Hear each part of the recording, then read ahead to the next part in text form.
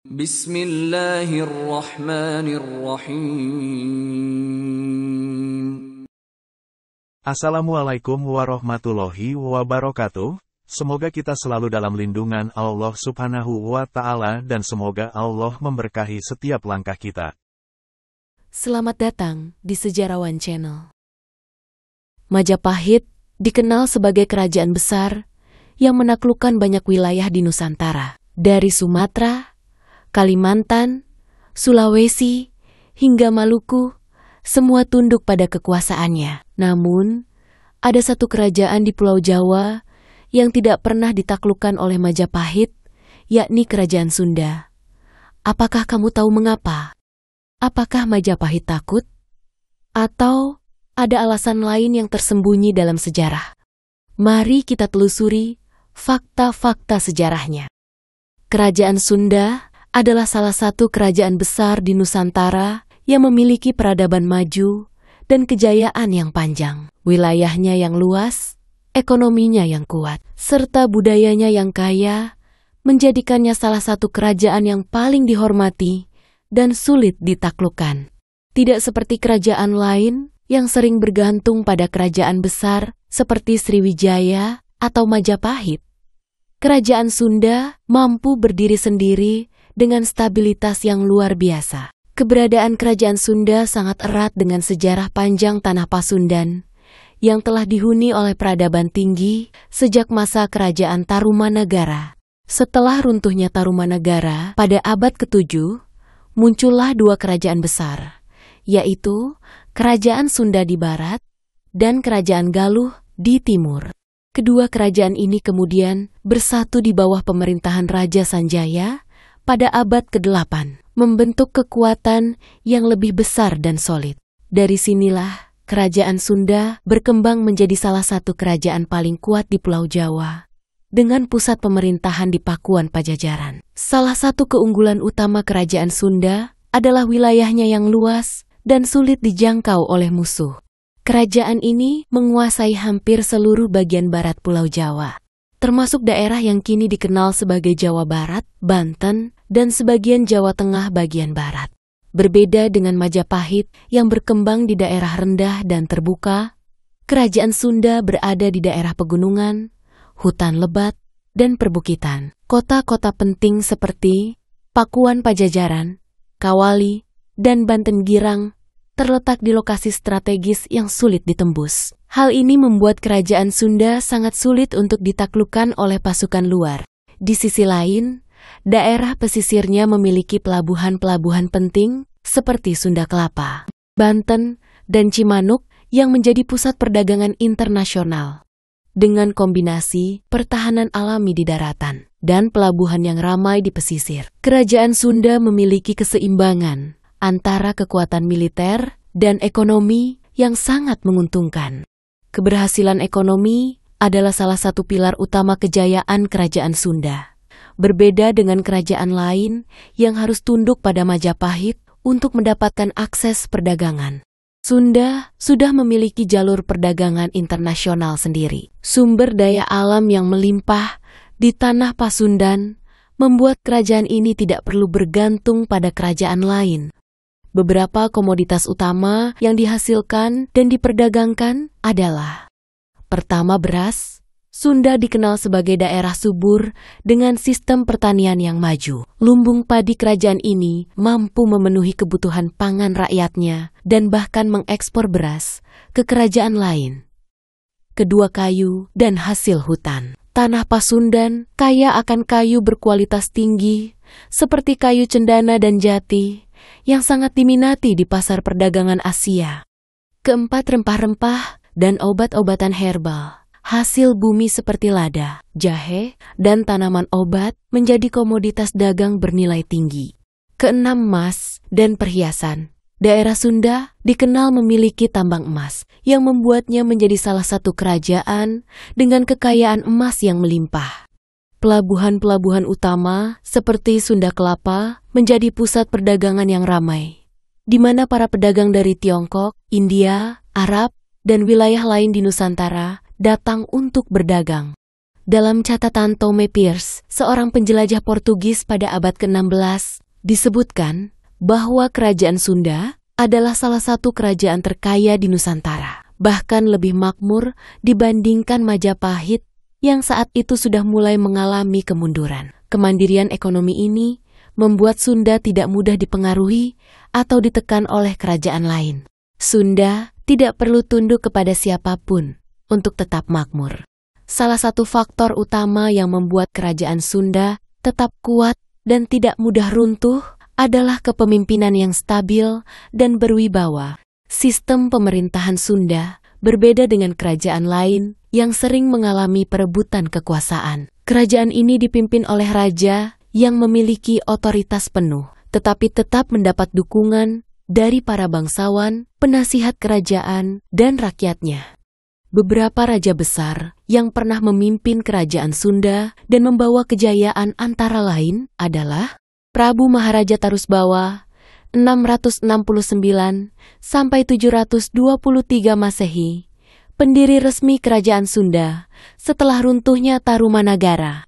Prabu Maharaja Sanjaya 723 sampai 732 Masehi, raja yang menyatukan Sunda dan Galuh serta memperkuat kerajaan. Prabu Ragamulya Luhur Prabawa 1350 sampai 1375 Masehi, raja yang memperkuat hubungan diplomatik dengan kerajaan-kerajaan lain. Prabu Niskala Wastu Kancana 1375 sampai 1475 Masehi memimpin kerajaan Sunda dalam masa panjang kedamaian dan kemakmuran. Prabu Sri Baduga Maharaja 1482 sampai 1521 Masehi dikenal sebagai Prabu Siliwangi, raja terbesar yang membawa kerajaan Sunda mencapai puncak kejayaan. Kepemimpinan yang stabil ini membuat rakyat Sunda tetap setia pada rajanya, berbeda dengan kerajaan-kerajaan lain yang mengalami banyak konflik internal dan perang saudara. Kerajaan Sunda tidak mengalami banyak perpecahan, sehingga tetap kuat dalam waktu yang lama. Selain memiliki ekonomi yang kuat dan pemerintahan yang stabil, kerajaan Sunda juga memiliki budaya yang kaya dan nilai-nilai luhur yang sangat dijunjung tinggi. Salah satu filosofi utama dalam budaya Sunda adalah silih asih, silih asah, dan silih asuh, yang berarti silih asih adalah saling mengasihi dan menghormati satu sama lain. Silih asah adalah saling belajar dan meningkatkan pengetahuan. Silih asuh adalah saling menjaga dan melindungi sesama. Nilai-nilai ini tertanam kuat dalam kehidupan masyarakat Sunda, membuat mereka memiliki karakter yang ramah, sopan, tetapi juga pemberani dan teguh dalam mempertahankan kehormatan. Dalam seni dan sastra, Sunda juga berkembang pesat. Beberapa peninggalan budaya yang terkenal dari masa kejayaan Sunda antara lain adalah sistem aksara Sunda kuno yang digunakan dalam prasasti dan naskah kerajaan, naskah Bujangga Manik yang menggambarkan perjalanan spiritual seorang bangsawan Sunda pada abad ke-15, wayang golek, seni pertunjukan yang berkembang pesat dan tetap lestari hingga kini. Salah satu bukti kuatnya nilai kehormatan dan budaya Sunda adalah kisah Perang Bubat, di mana Putri Diah Pitaloka lebih memilih Belapati daripada tunduk kepada Majapahit. Ini menunjukkan bahwa orang Sunda memiliki harga diri yang sangat tinggi dan tidak akan mudah tunduk kepada siapapun. Dengan segala keunggulan yang dimiliki oleh kerajaan Sunda, muncul satu pertanyaan besar dalam sejarah Nusantara. Kenapa Majapahit, kerajaan yang begitu besar dan ambisius, tidak pernah menaklukkan kerajaan Sunda?